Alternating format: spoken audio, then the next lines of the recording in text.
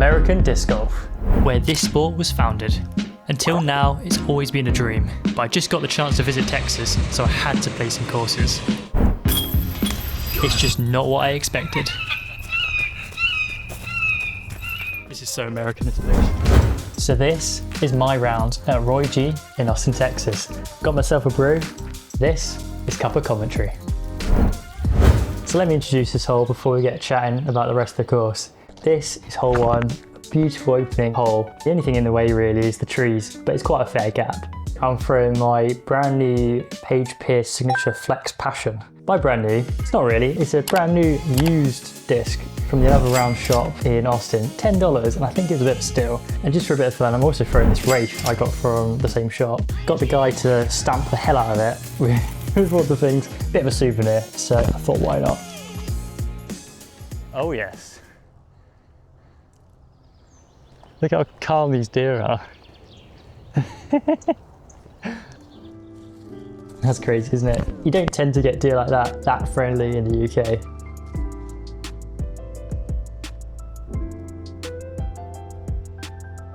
So that was a nice up and down and a birdie to finish hole 1. You're going to see me throwing this Passion a lot. One of the reasons I got it was I literally lost my go-to Passion probably a couple of days before I left the UK. And this is my workhorse driver, nice straight, throw it pretty much any hole. So it's quite lucky that I found this one. I've got the Trail with me, which is similar but different. Pushes a little bit further usually, as you'll probably see me throw on the next hole. Yeah, this one feels birdieable if I got it a little bit better. But that's put it that way. That is, oh, somewhere over there is Austin.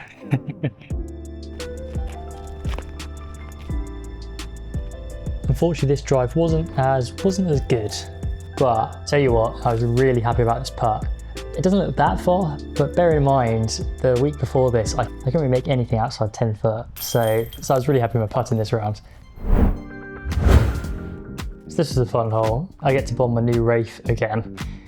When I threw this, I wasn't really too sure where it actually went to the right, so I just kind of threw it and hoped. I think if I'd have known the hole, I'd have probably wanted to be more in the middle, but you can't win all. So this one's not necessarily my favourite hole, but it was one of the ones I did better on. Cured this trail, then I got a huge skip and parked it. Quack! That'll do, donkey. So whilst I'm playing through this hole, I just want to chat about the people in Austin, especially those in the disc golf scene. So I was lucky enough to meet up with my mate Ben Holding from the UK. He's been travelling around the US and he happened to be in the same city as I was whilst I was out there. So of course we had to meet up. So we got to play Flying Armadillo and he brought along his mate Danny Mendoza, who's local to Austin. So Ben, Danny and I, we played Flying Armadillo. And then of course, Danny invited me to play Sprinkle Valley the next day with his friend Ryan. And yeah, I can't believe how welcoming and hospitable Austin has been for me. It's definitely changed my perspective on what I thought the US would be like compared to what I experienced. And even the random locals I met on the course, they're all really keen to get to know you and help you out. So anyway, let's get back to it. Ooh. I'd say this is probably my favourite course so far. See, I love Flying Armadillo. That was a lot of fun. Little ace runs. Sprinkle Valley kicked my ass. But this one, I feel like it's attackable. If you want the birdies, you can go for the birdies. And I know some people may not agree, but I'd say pretty similar to some of the Finnish, Norwegian, Swedish courses I've played. You've got the trees, yeah, they're different, but you've got defined lines that are fair if you hit them, and it feels like there's not as much luck involved compared to some courses that I've played where you get unlucky by a twig and then that hole blows up into something stupid. So all around, good review so far. So let me bring you back to the course. This is hole 7. And I couldn't believe the ace roll I gave it on this one. And it's quite hard to see from the camera angle, but it literally skipped right past the basket. Oh my goodness me. That was almost an ace. This is the basket here. I'm pretty sure it hit the ground almost where the basket is and just flared somewhere over here. Unfortunately, I had a huge comeback putt and I didn't really give it much.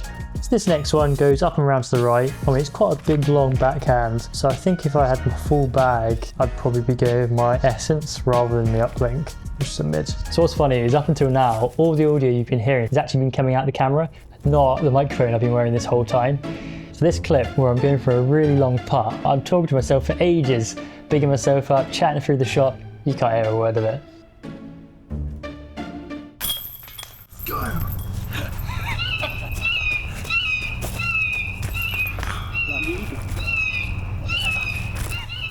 is so American, this place.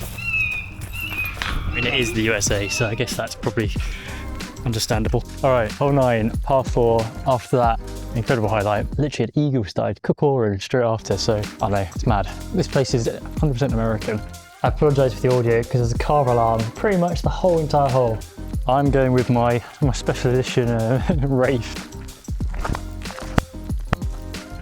Just like that. Come on. I've also just realised I've probably been using these tee-pads wrong the whole time. I guess it's actually just like white a bit, but is the tee-pad and the rest is just for fun. Let me know in the comments. I'll try my best not to foot fault anymore. What the hell is going on?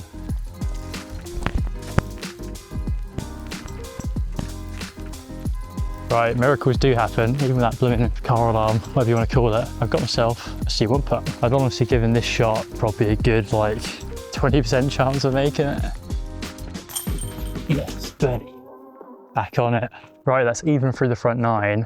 Made some pretty big putts so far. The ones I have missed have been the short ones, which I haven't really committed to. So let's try and get that on in the back 9. Loving this course so far. It really suits my game. Let's see what the back 9 is. This is hole 10. Right, so this hole snakes right round to the right. Tee sign looks like it doesn't, but it definitely does. This shot was a lucky shot. Somehow I hit the tiniest V in these trees. I somehow went for this V. I'm very guarded. I think I've just got to like beam something there and hope for the best really. Keep going, keep going. This last shot doesn't seem very fair. I guess maybe if I got further on my drive. The green on this one seems interesting. Let's put it that way. That said, don't know why I'm complaining because I think I'm in C1. Okay, C2. Yeah, I know I'm complaining a lot, but honestly, it's not too bad. I think I'm comparing to a couple of courses in the UK where it just feels like luck has a lot to do with it. I think this one's okay. So talking of UK disc golf, how does Roy G compare?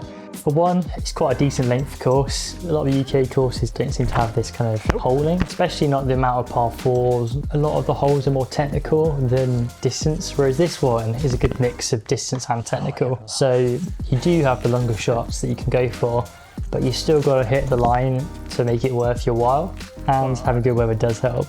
I'm definitely more of a summer golfer than a winter golfer. I mean, I have a chance at bogey, which is not what I wanted really. Let's just quickly jump into our putting for a second. It's been on fire. A week or two before I went out there, I was at the local putting league back in the UK, and I couldn't even throw a straight putt. I was getting to the point where I had to use my left hand because I was more confident getting the same spin in the same direction than I was with my right hand. So a couple of days before I went out there, I reverted to an old kind of Gannon from the left hip style putt. And honestly, I'm not sure why I didn't just continue with this before. I think it's because I wanted my putt to be more central than off centre. But honestly, listen to the world number 1, Gannon Burr, he does not do that. Main thing is keep it on the same line, no matter what. So that's what I've been doing, and it's been working. So hopefully a new Tim for next season. Let's get me a win in 2026. Because I think my drives and upshots are generally okay. I've got a decent amount of distance, I've got a decent amount of accuracy. Even with the forehands, which has been a newer addition to my skill set, it's just putting. It's so variable. But I think I can drill it in the off season. And these rounds in Austin make me optimistic. Anyway, back to Roy G. Let's take the double bogey and be done with it. I've just let the guys in front play through. Hopefully I can be a bit more chill and relaxed now, get myself not tree shanks on every single shot, that'd be nice. So unfortunately this hole went downhill pretty fast. One shot after another, I shanked it into trees, I shanked it into not great spots. It's a shame because I think if this hole I'd taken a little bit more time, my round would have definitely been a few strokes better. So this is hole 15, par 4, again just right pretty much straight off the tee. So I'm thinking maybe we play touchy first shot, zone the lesser spotted Tim forehand, and then we'll see if we can crank one out after that, I think. Hopefully that's the play. So I think I still experienced this course to a good standard. That was really one thing I was worried about before I left Austin. I didn't want to have rounds where I just didn't feel like I was even giving it a good shot, especially as I knew I'd probably only be playing each course once. I didn't want to be playing a round way below what I probably rated, and especially with the putting woes. But I think I had a good time in this course, and I think it really suited my disc golf style. Backhand drives, turnovers, interesting upshots. I'm really enjoying this course. I'm definitely going to have to go back to Row G at some point. Guess we must take the bogey. It wasn't meant to be. 3 holes left, 3 over par. Let's keep the dream alive, so we've got to get some birdies in. I think this is a shorter hole coming up. 3 and 38, right round to the left. Doable. I know I was saying there was a few ace runs on this course. Well, I think there's an accidental ace run on this one. The dream's alive. It must have been dead close. So this is one of my favourite holes to both play and film. And I don't know if it's just my inner nerd making these beautiful videographic shots. I think what I liked about it is it's a bit of a monster. It's a par 3, but 440 foot. There's enough space to crush it, so you've got to go for it, but it's still an awful long way. Now after my round, I went back here to film a few more shots because you can't get much better than this. So I'm going to quickly cut to a clip I took whilst I was putting at the end. I was chilling out, doing some putts, and the US Air Force flew past in their jets. You literally can't get any more American. I've had an Eagle, I've had a fighter jet. That was a disappointing fall. You can't win them all. I am also absolutely knackered. It's a hot day. Don't get weather like this in the UK, that's for sure. Right, on to 18. Let's get a last bit of redemption. So the end hole of Row G is another cracking hole. It's fair and it's fun. It'd be rude not to throw the another round race one more time. Pump it as far as I can. So you've got a big blast shot to start with, and then you've got a more technical upshot approach. Not the hardest par 4 in the world, but it is fun. And it's pretty scenic. Happy with that one. That's a good last drive to finish. Oh, this is such a cool hole. My favourite holes, I think. I haven't even played it yet. You know, this one's on par with some of those holes I played in like Norway, Finland. Tell you what, I am happy with that drive. Still got a bit of a way to go. Probably not for an eagle, but it's a chance to get a nice birdie to finish. And this upshot is for you, Bondi. A Paige Pierce Passion. Passion! Go on!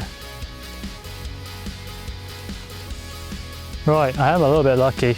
That Passion looked like it skipped. I think it must have clipped off one of these rocks. Still a bit of a tricky putt to make. Oh yeah, let's go.